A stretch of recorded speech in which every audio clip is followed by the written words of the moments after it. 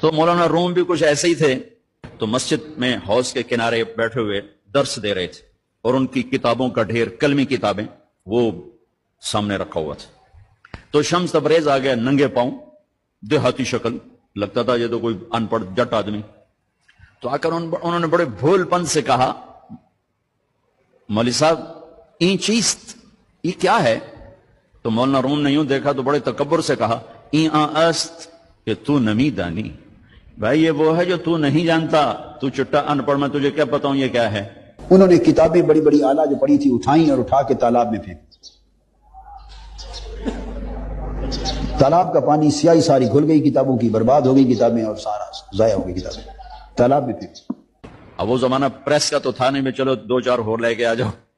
وہ تیرا بیڑا غرق و بدبخت، تو نے میری ساری زندگی کی محنت برباد کر دی.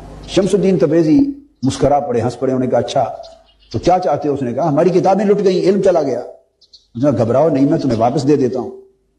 وہ تالاب میں کود گئے، ایک ایک کتاب اٹھاتے گئے اور اس طرح جھاڑتے اور کتابوں سے گرد نکلتی. ساری کتابیں نکال کے مولانا روم کو دے دی. تو شمس تبریز مسکرائے اور حوض میں اترے اور یوں ساری کتابیں خشک نکال کے باہر رکھ دی، ایک کاغذ نہیں بھیگا ہوا. یہ کرامات اولیاء ہے. مولانا روم، این چیز یہ کیا ہے؟ تو انہوں نے جواب دیا، یہاں چیز ہے اس کی تو نہ جانی، یہ وہ چیز ہے جو تو نہیں جانتا. اسے وہ مولانا روم کا بھی واقعہ انہوں نے مشہور کیا ہوا ہے نا، شاہ شمس تبریز والا، وہ آپ نے اکثر سنا ہوگا کہ جی وہ کتابیں مولانا روم کی پھینک دی. حالانکہ مولانا روم بھی شاہ شمس تبریز بھی، ان دونوں کا قرآن و سنت کے ساتھ کوئی لینا دینا نہیں تھا. دونوں صوفی تھے اور واقعات ان کے بیان کرتے ہیں. مثلا مولانا روم کی حقیقت آپ دیکھیں کتنی انبیاء کی گستاخیاں اس کے اندر، حضرت موسیٰ علیہ السلام کی باقی. تو وہ کہتے ہیں جی وہ کتابیں انہوں نے مولانا روم نے کی پھینک دی، شاہ شمس تبریز نے اس کے اندر تالاب کے اندر. تو انہوں نے وہاں پہ کہ یہ کیا، پھر انہوں نے ہاتھ ڈال کے نکالی تو مٹی جھاڑی اس میں.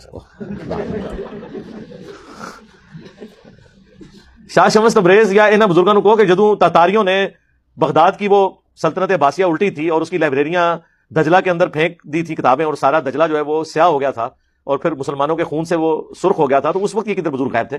یہ بزرگ تو تاتاریوں کے ہاتھوں ونڈے گئے ہیں جناب جی. سب سے بڑا ان کا جو بابا ہے نا، شیخ فرید الدین عطار، 627 ہجری میں فوت ہوئے ہیں، جنہوں نے تذکرۃ الاولیاء کتاب لکھ کے پوری دنیا کے اندر بابوں کے واقعات مشہور کیے ہیں. عربی میں ایک کتاب ہے، یہ ٹیکسٹ بک ہے.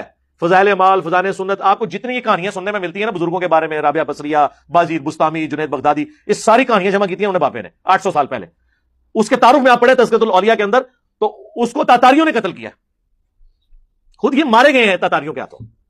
ویسے تاتاریوں نے سارے بزرگ فیل کر دیتے سن، جتو جانے سن سب بلیا میٹ کر جاتے سن، سارے نگاہ مارنے والے گئے، سب کچھ ختم ہو گیا.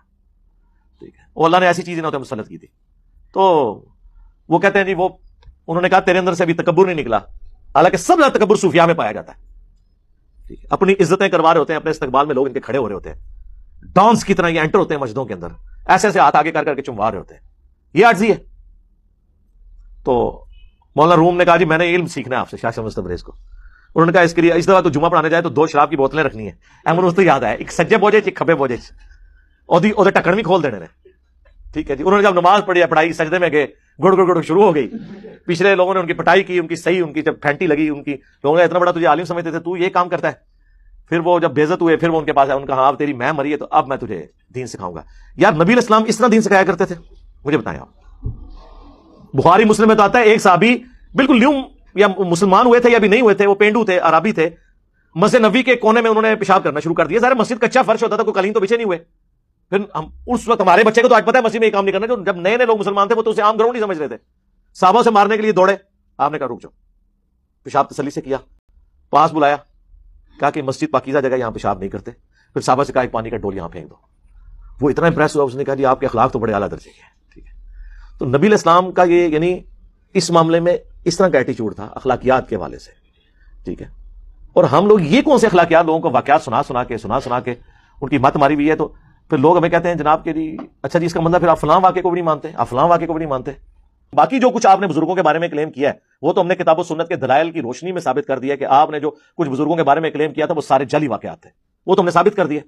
آپ بزرگوں کے بارے میں کہہ رہے ہیں ایک رات میں 8 قرآن پڑھ لیتے تھے، ہم نے بخاری مسلم سے ثابت کیا ہے کہ صحابہ کرام علیہم رضوان سے جب نبی علیہ السلام نے کہا تم میں سے کسی کی استطاعت ہے کہ 1/3 قرآن ایک رات میں پڑھ لوں گا، کس کی استطاعت ہوگی؟ حضور نے فرمایا سورہ اخلاص پڑھ لو. ایک تہائی قرآن کے برابر. صحابہ تو کہتے ہیں ہم تو نہیں 10 پارے پڑھ سکتے, آج کی ڈیٹ میں, اس بارے تو زمانے میں نہیں تھے. آپ کے بزرگ تو ایک رات میں ایک ٹانگ کے اوپر ایک قرآن, دوسرے ٹانگ پہ دوسرا قرآن پڑھتے تھے. ہم کہتے ہیں کہ صحابہ کرام نہیں پڑھ سکتے تو باپ شاہی کوئی نہیں. آپ کہتے ہیں بزرگ ایک نماز پڑھتے تھے مدینہ شریف, دوسری پڑھتے مکہ شریف, تیسری پڑھتے تھے بیت المقدس, کا ہر کوئی نماز نہیں پڑھی کسی کے سامنے. ہم کہتے ہیں کہ صحیح مسلم میں حدیث ہے, بنو سلمہ مسجد نبی کے قریب شفٹ ہونے کا ارادہ کرتے تھے, نبی علیہ السلام چوراہے کے پاس کھڑے ہوئے, آپ نے فرمایا تم لوگ کس لیے کھڑے, ان کا یا رسول اللہ اتنی دور سے آتے ہیں مسجد میں, تو ہم نے سوچا ہم گاؤں سے آپ کے پاس مسجد نبی میں شفٹ ہو جائیں, اتنی دور سے میں آنا پڑتا ہے. تو آپ نے فرمایا کہ جتنے قدم تم چل کے آتے ہو تمہارے لیے اتنا ہی ثواب لکھا جاتا ہے. تو انہوں نے پھر مدینہ شریف شہر میں شفٹ ہونے کا ارادہ ترک کر کے واپس چلے گئے. تو حضور کو تو مشورہ دینا چاہیے تھا کہ بعد میں غوث کتب ابدال اڑ کے آ جایا کریں گے دوسرے ملکوں تو, تسی گراں تو اڑ کے نہیں تھے آ سکتے نا. پرانیاں گلاں, پرانے بابے, پرانے فرقے,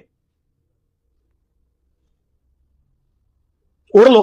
پھر آپ کو یہ بھی کہانی کرائیں گے کہ جی وہ دیکھیں ایک صحابی کے گھوڑے کے قدموں سے جو خاک اڑتی ہے وہ اس کے گھوڑے میں نتنوں پہ بیٹھے, کوئی غوث کتب ابدال کوئی بزرگ وہاں نہیں پہنچ سکتا.